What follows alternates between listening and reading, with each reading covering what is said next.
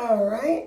And when I'm like cleaning my makeup brushes, I actually want them like really, really clean. So you just leave this and let it soak like that.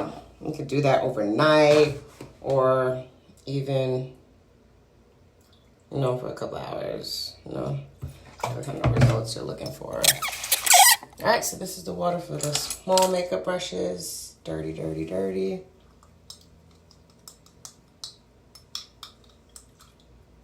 I should have did a before and after picture. Just for my photo. All right, so I just dump that in there.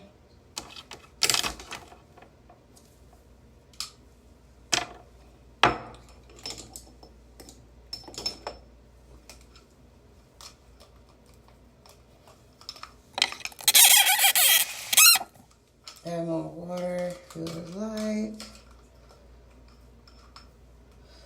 All right, make sure all those brushes are in there. And literally, I just let that stay in the water. I normally do overnight. Sometimes it's a couple of hours or what have you. I have them both in the shampoo, vinegar, and water. All right, just let that soak. All right.